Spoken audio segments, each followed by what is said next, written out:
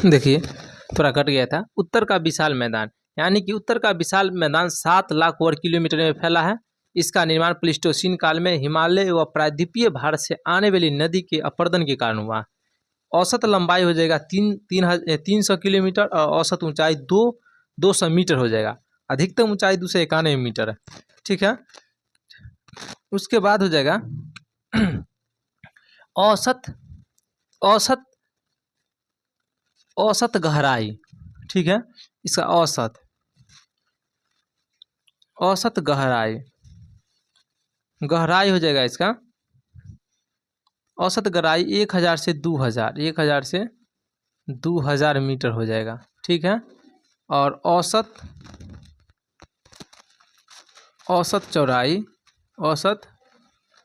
चौड़ाई इसका औसत चौड़ाई हो जाएगा 150 से लेकर के 300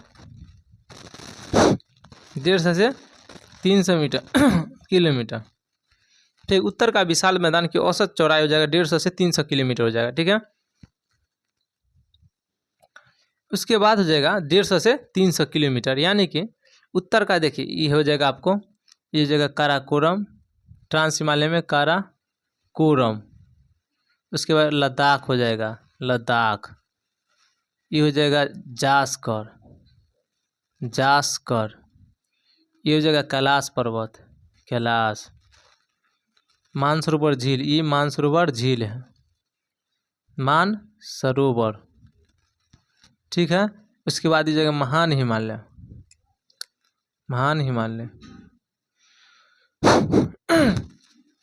उसका लघु हिमालय और ये हो जाएगा शिवालिक हो जाएगा।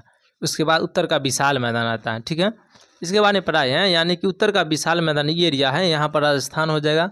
ठीक है, यहाँ से प्रायद्वीपीय भारत हो जाता है। ठीक है, यहाँ से पहाड़ हो जाता है, ये बीच में है ना, बीच वाला ये वाला भाग, ये मैदान हो जाता है, उत्तर का विशाल मैदान हो जाता है। ठीक है, यानी कि इसका नाम है प्रायद्वीपीय भारत, द्वीपीय भारत। उत्तर का हिमालय, यानी कि उत्तर पूर्वी हिमालय हो जाता है, ये हो जाएगा।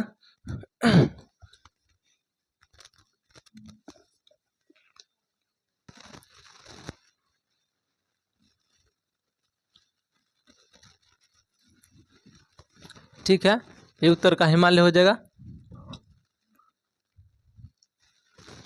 उत्तर का हिमालय भाग, यानी कि इसके बारे में पढ़ते हैं उत्तर का हिमालय भाग।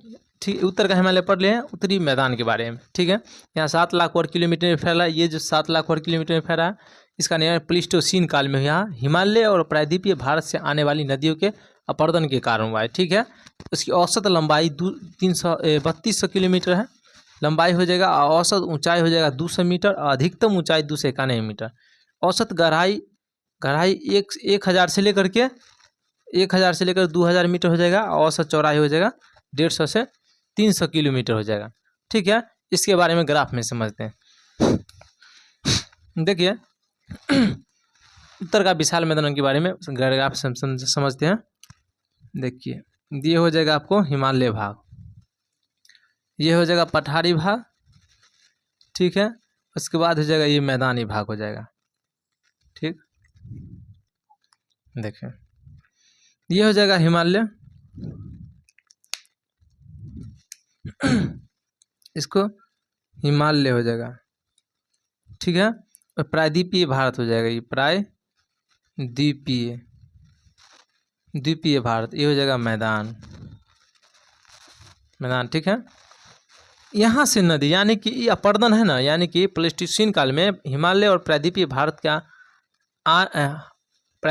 से आने वाली नदियों के अपरदन के कारण हुआ है। मान के चलिए यहाँ पर नदी है, यहाँ हिमालय से नदी निकल कर आया है। ठीक है, ये नदी प्रायद्वीपीय भारत से भी नदी निकल कर के आया है। ठीक है, उसके बाद क्या है, यहाँ पर निक्षेप का जमाव करता है, जो कि उत्तर के विशाल मैदान का कारण बनता है। यहाँ पर अर्घदर, यानी कि हिमालय का अग्रगर्त इसे कहते हैं, हिमालय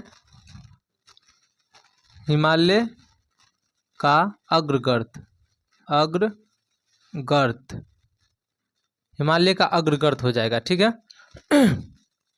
इसी कारण इसके कटाव से उत्तर का विशाल मैदान का, यानी कि हिमालय यहाँ से नदी निकला है, ठीक है, और चला है इधर कुछ अरब सागर में गिर जाता है, जैसे सिंधु नदी, इधर से ब्रह्मपुत्र नदी कटका है, सतलज है, चिनाब है, ये सब कटका आया है। हाँ, उसके निक्षेप कटाव के कारण जो है उत्तर का विशाल मैदान का जो है निर्माण हुआ, ठीक है। तो ये निर्माण जो है ना, इसमें है ना, यानी कि पत्थरों के कटाव के कारण जो है, यानी कि अपर्दन के कारण, नदी के कारण, पत्थर के कटाव के कारण यहाँ पर काली मिट्टी का विकास हुआ। यहाँ पर जो है काली मिट्टी का विकास हुआ, ठीक है। काली मिट्टी का विकास हुआ है, और इसमें काली मिट्टी जो है कपास की खेती के लिए बहुत उपजाऊ मानी जाती है, ठीक है। कपास की खेती के लिए उपजाऊ मानी जाती है, बहुत उपजाऊ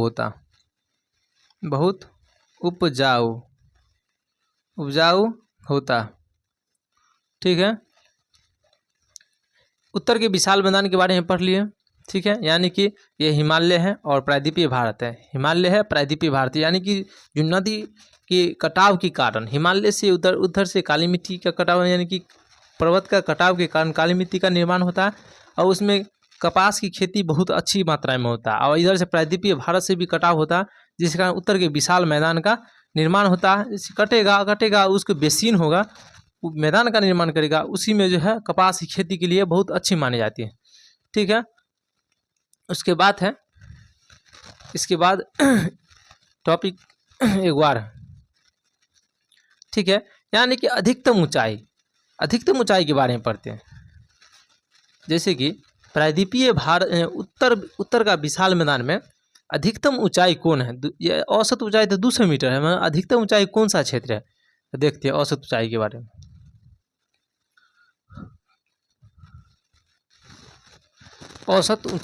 में। अधिकतम ऊंचाई के बारे में पढ़ते हैं, ठीक है।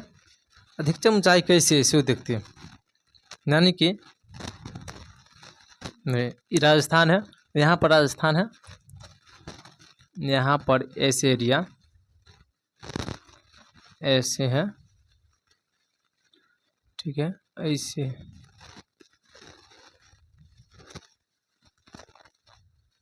ये एरिया राजस्थान है, ठीक है, ये राजस्थान है, और राजस्थान के ये वाला भाग है, ये हो जाएगा राजस्थान हो जाएगा, ठीक है। राजस्थान के ये वाला भाग हो जाएगा आपको अरावली पर्वत, राजस्थान में पड़ता है, ये भाग अरावली पर्वत हो जाएगा, ठीक है, यानी कि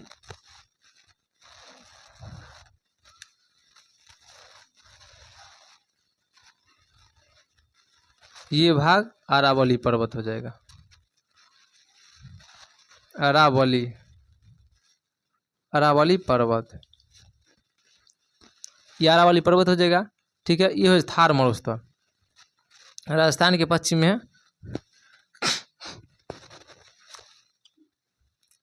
थार मरुस्थल, ठीक है। उसके बाद ये मैदानी भाग है, मैदानी भाग, ठीक है, ये मैदानी भाग हो जाएगा। तो यहाँ से जो है ना, इसका चंबल विंध्याचल पर्वत है राजस्थान के ठीक बगल में, जो है विंध्याचल पर्वत है, इसका नाम है विंध्याचल पर्वत, ठीक है। यहाँ से चंबल नदी निकलता है, इस साइड से चंबल नदी निकलता है, और ये होते हुए जो इधर निकलता है,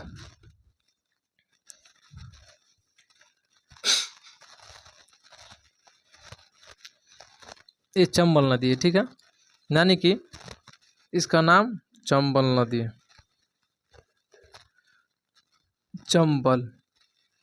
चंबल नदी, जो राजस्थान होते हुए एमपी होते हुए आगे की ओर निकलता है, और यहाँ से यमुना नदी निकलता है, चंबल है, और यहाँ से यमुना नदी, और ये आगे चल के गंगा में मिलता है, यमुना, ठीक है। और यमुना नदी गंगा की सहायक नदी, ठीक है, यमुना गंगा की सहायक है, गंगा, गंगा की सहायक, ठीक है। यहाँ से गंगा निकलता है और ऊपर में देखिएगा यहाँ से ई वाला भाग से मान कि तिब्बत के मानसरोवर झील से सतलज नदी निकलता है ऐसे जगह, ठीक है। इसका नाम है सतलज नदी, सतलज नदी।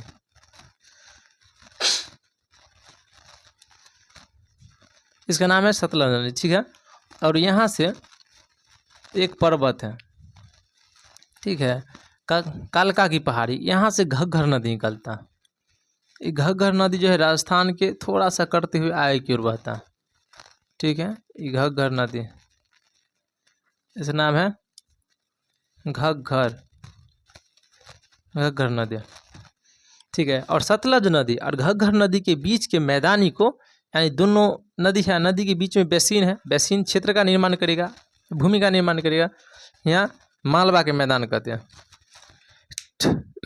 इसको, मालवा, मालवा का मैदान, मालवा का मैदान, यानी कि सिंधु सतलज और घग्गर नदी के बीच में मालवा के मैदान है। इसके ठीक राजस्थान के ठीक ऊपर में दो पहाड़ी, ठीक है। और ये पहाड़ी का नाम है दिल्ली कटक के नाम से जाता है, इसको दिल्ली कटक कहते हैं, दिल्ली कटक, ठीक है। तो उत्तर का विशाल मैदान में, ये उत्तर का विशाल मैदान है, ये पूरा उत्तर का विशाल मैदान हो गया, ठीक है। उत्तर का विशाल मैदान में सबसे ऊंची स्थल जो है ना दिल्ली कटक है, जो दिल्ली एरिया में पड़ता है, ठीक है। और ये भी है, यानी कि यहाँ पर से देखा जाए,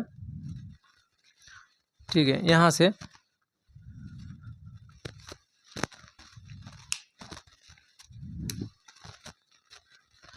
से देखा जाए तो उत्तर विशाल मैदान का सबसे ऊंची स्थल कौन सा, उत्तर विशाल मैदान का सबसे ऊंची स्थल, ऊंची चोटी, उत्तरी विशाल मैदान का सबसे ऊंची चोटी हो जाएगा दिल्ली कटक हो जाए, दिल्ली कटक के रूप में जाना जाता है, दिल्ली कटक, यानी कि उत्तर का विशाल मैदान का सबसे ऊंची चोटी दिल्ली कटक हो जाए, क्योंकि उत्तर का विशाल मैदान में सबसे ऊंचा पर स्थित यही है, दिल्ली कटक, ठीक है। और यहाँ कहेगा मालवा का मैदान को अलग करे चाहिए, यानी अलग कौन करता है, यानी कि सतलज नदी और घग्गर नदी के बीच में मालवा का मैदान है और उत्तर का विशाल मैदान को दोनों अलग कौन सा पर्वत करता है, यानी कि अरावली भी करता है और दिल्ली कटक भी करता है। यानी कि उत्तर का विशाल मैदान को दो भागों में, उत्तर विशाल मैदान को उत्तरी विशाल मैदान को दो भागों में अलग करता है अरावली, दो भाग में करता है, एक हो जाएगा अरावली, दूसरा हो जाएगा दिल्ली कटक, यानी कि दोनों जो है ना उत्तर का विशाल मैदान को अलग करता है, यानी कि देखिए यहाँ दिल्ली कटक है, यहाँ अरावली, ऐसे उत्तर का विशाल मैदान है पूरा एरिया, ठीक है। तो दो चोटी है जो कि उत्तर का विशाल मैदान को अलग करता है, ठीक है। और यहाँ देखिए, और सिंधु, यानी कि सतलज चिनाव का सहायक है और चिनाव सिंधु का सहायक है, यानी कि सिंधु, ठीक है। और गंगा, यहाँ पर गंगा, यमुना गंगा का सहायक नदी है, तो सिंधु और गंगा बेसिन, सिंधु और गंगा बेसिन को अलग करता है तो दिल्ली कटक या अरावली पर्वत, ये होता है सिंधु और गंगा बेसिन को, सिंधु व यहाँ पर सतलज है, यहाँ पर उसके बाद सतलज चिनाव में जाकर मिलेगा, ठीक है। और चिनाव जो है ना सिंधु में जाकर के मिलेगा, इसमें मिलेगा, ठीक है। तो ये हो जाएगा सतलज, उसके बाद चिनाव सतलज है, देखिए सतलज मिल रहा है चिनाव में, और चिनाव में मिल रहा, चिनाव मिल रहा आपको, चिनाव मिल रहा, चिनाव मिला सिंधु में, ठीक है। यानी कि हमारी सतलज है, ये चिनाव माने चिनाव, चिनाव नदी है, और उसके बाद ये हो जाएगा सिंधु नदी, सिंधु, ठीक है। यानी कि सतलज नदी चिनाव में मिलता है और चिनाव सिंधु के सबसे बड़ा सहायक नदी हो जाएगा, ठीक है। यानी कि सिंधु नदी और सिंधु बेसिन और गंगा बेसिन को अलग करने वाली पर्वत हो जाएगा, तो हो जाएगा आपको दिल्ली कटक या अरावली पहाड़ी, ठीक है। यानी कि सिंधु व गंगा, गंगा बेसिन, बेसिन को अलग